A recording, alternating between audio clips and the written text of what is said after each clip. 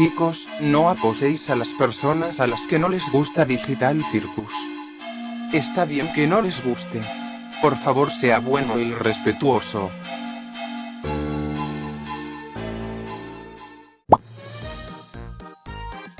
Sí, otro día normal para mí, y mientras menos preguntas me haga, será mucho mejor.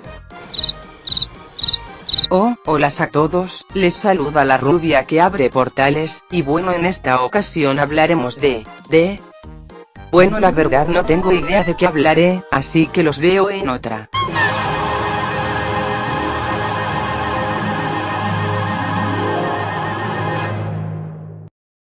Supongo que eso servirá. El asombroso circo digital. O The Amazing Digital Circus, para las personas que prefieran hablar inglés. Es una serie, no espera, ni siquiera es una serie, es un piloto que en teoría debería de abrir las puertas a una futura serie, o es el primer capítulo y en un futuro el piloto solo fue un cúmulo de ideas para una futura serie, quién sabe. El punto es que no necesito hablarles de qué va este piloto, porque supondré que de antemano todos aquí ya vieron el mismo, ya sea por las decenas de fanarts que puedes encontrarte en internet, sean aptos o no aptos para un público familiar, si saben a lo que me refiero.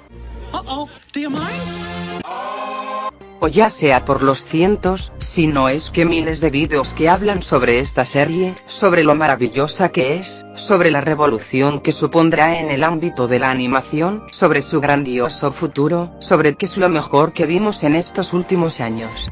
Ustedes saben también como yo, que esto no es verdad, así que hoy analizaremos este piloto, y el por qué él mismo tiene numerosos errores que de no ser corregidos, provocarán que esta futura serie tenga una decadencia sin precedentes, como cierta serie que ya conozco.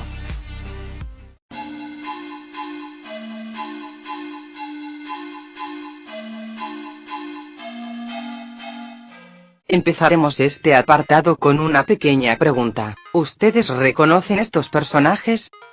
Obviamente sí, son personajes que a nivel de diseño son perfectamente reconocibles, los colores, la ropa, los pequeños detalles que le dan sentido al personaje son impecables. Ahora te haré otra pregunta.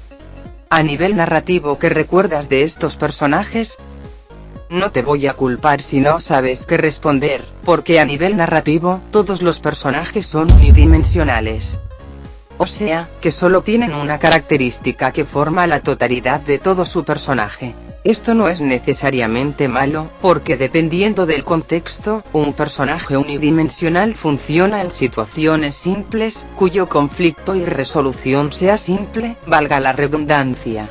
Sin embargo, en el caso de Digital Circus, las situaciones no son simples, hay una historia de por medio que el piloto quiere desarrollar, con diferentes conceptos y momentos que requieren que los personajes reaccionen, e incluso interactúen entre sí para que el mundo que intentan construir, se sienta vivo, así como las reacciones de los personajes se sientan genuinas. El tener personajes cuya única característica sea la totalidad de su personalidad, es un error grave a la hora de presentar el mundo que Digital Circus pretende construir alrededor de dichos personajes. Por ejemplo, la protagonista solo muestra una faceta de estrés, y fuera de eso no hay nada más, no existen otras emociones que le permitan entender de una mejor manera a las personas que le rodean o el propio mundo que se construye a su alrededor. O este personaje, cuya única característica es estar triste durante todo el piloto, mientras se lamenta de todo lo que pasa a su alrededor, o este personaje, cuya única característica es ser malo, o este otro cuya única característica es ser gracioso, entre muchas comillas, y nada más. La complejidad de todos estos personajes es inexistente y solo puedes resumirlas en una sola palabra. Lo que repito, es un error grave cuando quieres construir una historia, porque de nada sirve tener un mundo interesante, si no existen personajes interesantes que hagan uso de los conceptos de dicho mundo.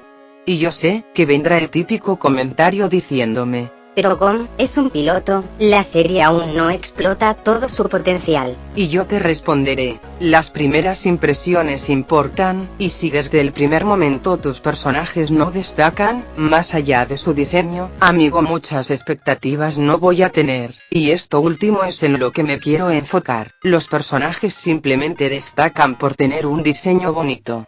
Y ya. Casi que parece que estos diseños fueron creados para vender mercancía. Bueno, eso fue rápido.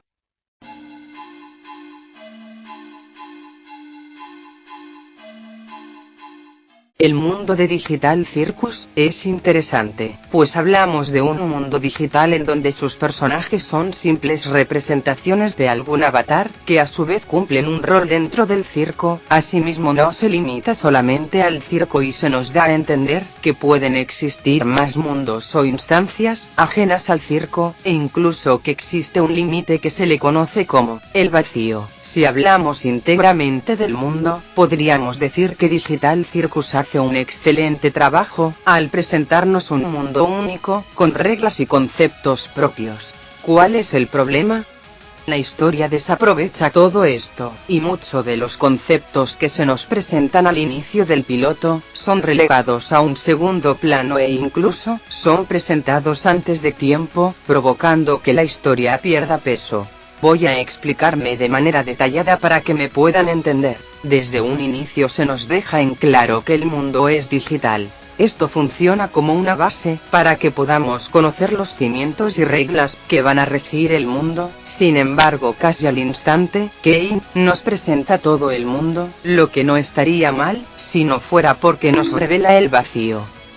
Un elemento que podía tomar peso conforme avance la serie, y que incluso podía generar expectativas y misterio para el espectador, es presentado como si nada, o sea, ya sabemos que existe un vacío, sabemos que existe un límite, y que hagan lo que hagan, no hay nada más allá de este límite.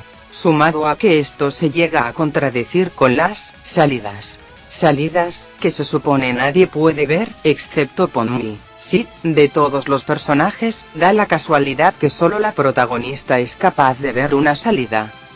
Conveniente, ¿no? Además, que el vacío, como la salida no son debidamente explicados o siquiera son explorados, solo existen porque son parte del mundo y nada más. Ah, claro, olvidaba que esto es una referencia a los backrooms, una referencia que más que ayudar a la historia, solo añade más elementos que tendrán que explicar, si quieres que esto tenga algún tipo de sentido, en fin. La historia comete el error de presentar antes de tiempo, elementos tan importantes que podían tomar peso en un futuro y te los arroja a la cara, esperando a que tú los entiendas o de perdida, que te genere interés. Y lo peor de todo, es que a los personajes les da totalmente igual. Ya dejamos en claro que la complejidad de los personajes es inexistente, y que podemos reducir la misma en una sola palabra. Esto solo empeora cuando la historia presenta elementos tan importantes, que requieren que los personajes reaccionen e incluso interactúen entre sí, y no pasa nada, a todos les da completamente igual. Y eso que no mencione que la historia se desvía a un conflicto totalmente innecesario, provocando que los personajes, que ya de por sí tenían una nula interacción entre sí, estén envueltos en historias que no tienen relación alguna entre sí.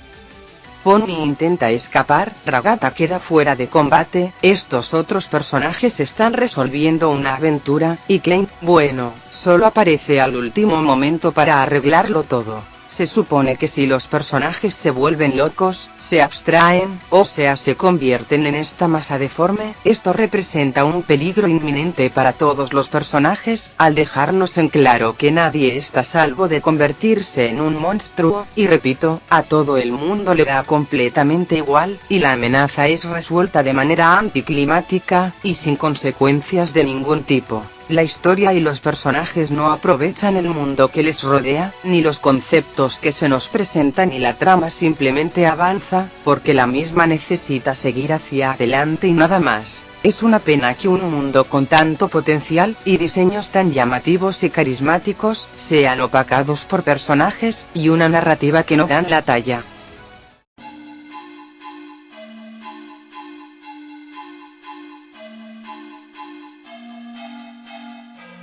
Me causa un poco de gracia imaginar que hay personas que pueden tenerle miedo a este piloto. Es que vamos, su estética es adorable, los personajes dicen Abrázame por favor. y la personalidad que tienen, no se presta a incomodar o asustar a alguien. A ver, déjenme aclarar algo. El terror psicológico se basa en dar miedo, no necesariamente usando escenas grotescas o situaciones de suspenso, sino que este se basa en incomodar al espectador, jugar con miedos innatos del ser humano, y crear una historia, ambiente y personajes que exploten estos miedos, no necesariamente de una manera gráfica, pero sí de una forma que el espectador sienta un rechazo al verlos. Historias como Sonic.exe. No puedo creer lo que diré, pero ese tipo de historias hacían un buen trabajo al jugar con la psicología humana, al jugar con la idea de que una figura en quien confías es la encarnación de la maldad, y aquello que te hacía sentir seguro, ahora representa una amenaza. O incluso juegos como Five Nights at Freddy's, donde jugaban con la idea de hacerte sentir indefenso, y que amenazas que no podías detener, podían acabar contigo en cualquier momento. Existen miles de ideas que podemos ejecutar para poder infundir miedo en nuestros espectadores, jugar con la idea del miedo a lo desconocido, el miedo a la muerte, espacios liminales e incluso con fobias, como la claustrofobia o la aracnofobia. Y Digital Circus, genuinamente no tiene ninguno de estos elementos. No sientes incomodidad al ver el piloto, no juega con ningún miedo nato del ser humano, y más que darte miedo, provoca que quieras abrazarlos. No sé cuál es la necesidad de venderte esta historia como terror psicológico. No lo es, y a menos que este piloto explote miedos y situaciones que a nosotros como espectador nos causen incomodidad, la dura realidad es que se quedará en un programa cuya estética sea adorable y nada más. Es más, podría preguntarle a cualquier persona si Digital Circus le dio miedo, y estaría segura que todo el mundo me diría: ¿Esto da miedo? En fin.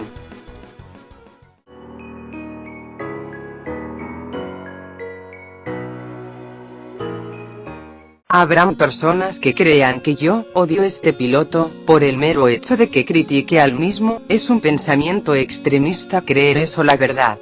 Asimismo, existen personas a quienes no les gustó ese piloto, y eso está bien. Claro que no voy a justificar que existe gente que genuinamente le tira piedras a este piloto en un intento de llamar la atención. Sin embargo, esto no significa que todo el mundo deba de besarle los pies a una serie, y esperar a que no te cancelen con esto.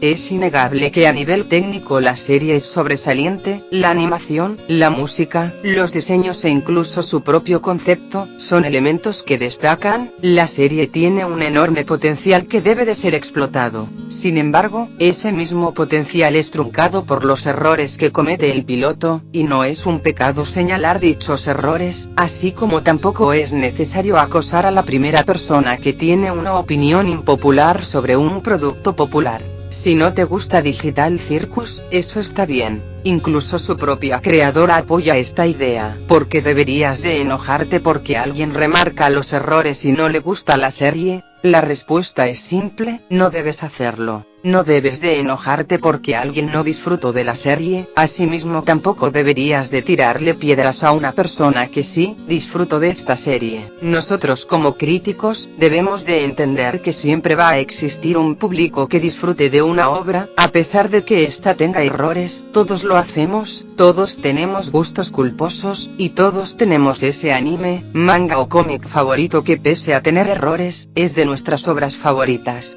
Y ustedes como espectadores deben de entender que no es malo que alguien disfrute de una serie. Simplemente deben de disfrutar ese algo que les gusta, y nada más. Bueno, sin más que decir, se despide la rubia que abre portales, mejor conocida como Gomseiri no Yukari. Según sea el caso, nos vemos en otra ocasión. Bueno, al fin volví a casa.